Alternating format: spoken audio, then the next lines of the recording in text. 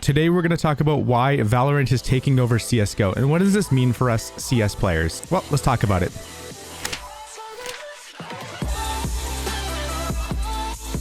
Hey everybody, it's Toybo here and welcome back to a brand new video. Today we're going to be talking about CSGO versus Valorant, and we're going to be going kind of deep into this, so grab yourself some popcorn and grab yourself a drink. And if you guys do end up enjoying today's video, hit that like button and make sure to subscribe with the bell icon rung to never miss an upload. So today we're going to answer the $100 Brazilian question. Why are so many CS pros switching over to Valorant? Well, let's talk about that. So why would people switch over to Valorant from CSGO? I mean, CSGO is a more popular game, there's more money to be made. What's the deal with Valorant? So first of all, of course, it has to be stated that Valorant is a newer game. So there's new game mechanics, there's just new maps, new weapons. Like it's something new and fresh. And a lot of these CS pros have been playing Counter-Strike for a very long time. And they were getting to a point where they weren't really making that much money and they didn't really see themselves having a future in it. So they switched games basically to give their careers another chance. I mean, of course, you can't forget about the fact that it does bring something completely new to the table. Well, it's basically CSGO,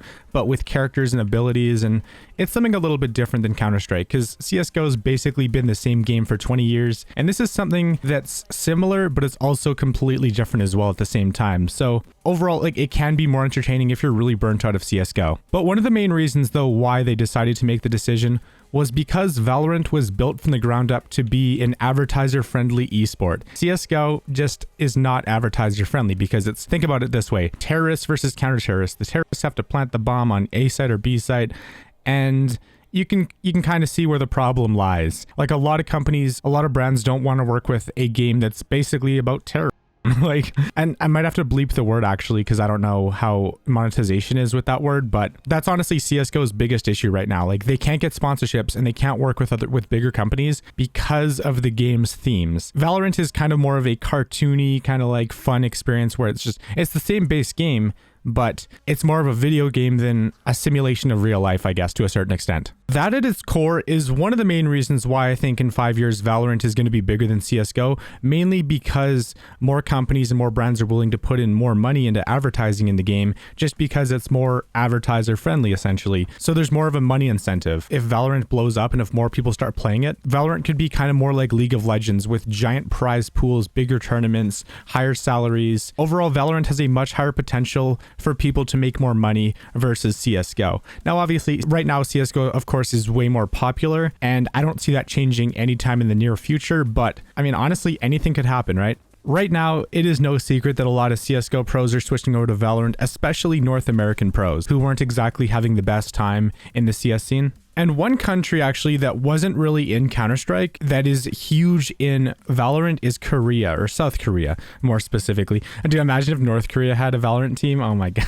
So right now, all the regions that have their own, like, I guess, Valorant leagues in each region are Europe, Korea, North America, Asia Pacific, Brazil, CIS, Oceania, and Turkey. I guess if you don't know this, Korea was the first country to really make esports a part of their culture. Essentially, back in the day, StarCraft 1 and StarCraft 2 were huge. There were multiple TV channels dedicated to that game by itself. Like, it was kind of ridiculous. One of my school friends growing up was Korean, and he was actually the person who kind of got me into esports. Of course, the first esport I ever got into was StarCraft 1. Yeah.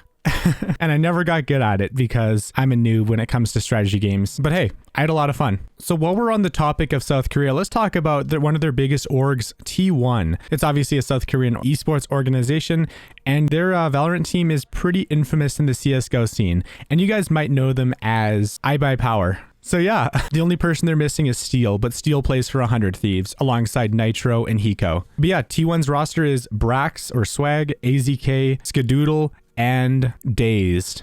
Yes. Right now in the Valorant scene, the #1 team is actually G2 Esports. And of course, they actually have Pith from NIP from back in the day. And then they also have Mixwell, who played for Optic Gaming for a while. And then he also played on North for a little bit. The #2 team is actually a North American team. And they have Roltic, Hazed, Drone, Wardell, and Subrosa, all from CSGO. Next up is actually a Japanese team called Absolute Jupiter, and they just have a bunch of Japanese players who I've never heard of before. Then there's a South Korean team, and then there's the Sentinels actually with Shazam, Sick, and then Dapper. Apparently the #7 Valorant team is actually a full female team, which is, you don't really see that in CSGO. Oh, and of course you can't forget about Cloud9 with your boys, Relics and Tens. Ooh. Do you remember that one CSGO player, Dick Stacy, who had the best sticker in CSGO? Apparently, he plays for a team called Team Launch now for Valorant. Wow. Okay. So overall, yeah. A lot of CSGO pros who didn't exactly have the best results in Counter-Strike, they did switch over to Valorant because it's a very similar game, but it's also a completely different game as well. So actually, Nadeshot, the owner of 100 Thieves, he talked a little bit about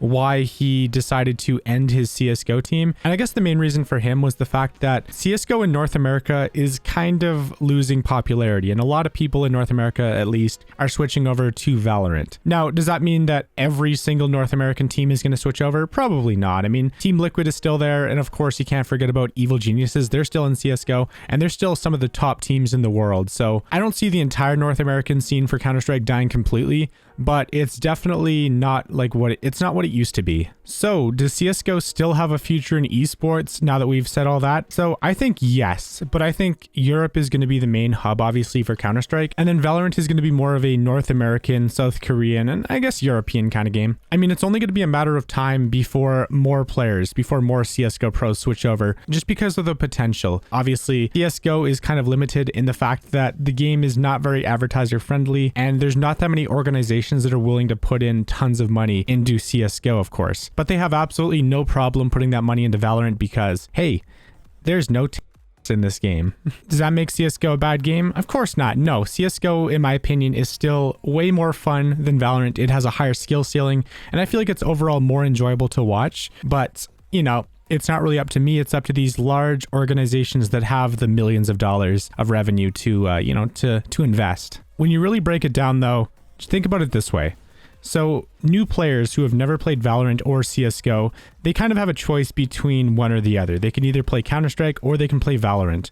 And honestly, I feel like most of them are going to end up choosing Valorant just because, number one, it's a newer game, and number two, it's a lot easier to get into. Because for CSGO, you need to basically play the game for hundreds, if not thousands of hours to learn the maps, learn the smokes, you have to learn so much in Counter-Strike. In Valorant, for the most part, I mean, obviously it does take time to learn everything, but you can kind of just jump in there and you can play as Brimstone, for example, and you can drop smokes wherever you want. You don't have to learn lineups, you don't have to learn any of that. But obviously, I think CSGO it's more of a game where your knowledge has more of an impact, and Valorant's more of a game of like, how well can you use the abilities? That's what it really breaks down to. They're both so similar in so many different ways, but yet they're so different. So it's going to be really interesting to see ultimately within 5 years which game is going to be more popular, because it could really go either way at this point. Like, I mean, right now, obviously CSGO is vastly more popular, but I mean, anything could change. Like, all Valorant has to do is just release some really good maps, and that could bring even more CSGO players in. So let me know, what do you guys think about this whole thing? Do you guys think CSGO is going to reign supreme, or is it going to be Valorant? Do you guys play Valorant at all? Because I've actually played both games. I put like 5,600 hours into CSGO, and I've probably put maybe like 50 or 60 into Valorant. Honestly, it's not really my cup of tea, mainly due to the fact that I live in a place where there aren't any servers nearby, so I basically have to play with ridiculously high ping. Also, the movement's a little bit different, the recoil patterns are different, and a lot of my skill doesn't really transfer over to Valorant, so I kind of stick to CS because I'm more comfortable with it. But like, I definitely want to take some time to learn the game so I can at least play it at a somewhat decent level. For now, I prefer CS mainly because of the skins, because you can trade skins, you can sell skins. On Valorant, when you buy skins, they're locked to your account. And once you buy them, your money's gone forever. At least on CS, you can make some money by trading or by selling skins or whatever. So anyways, guys, thank you so much for watching today's video. Drop a like if you enjoyed it and subscribe if you haven't already. And thank you guys for 80,000 subs. Appreciate you guys so much. And overall, thank you guys for watching. It's Turbo, and I'm out. Peace.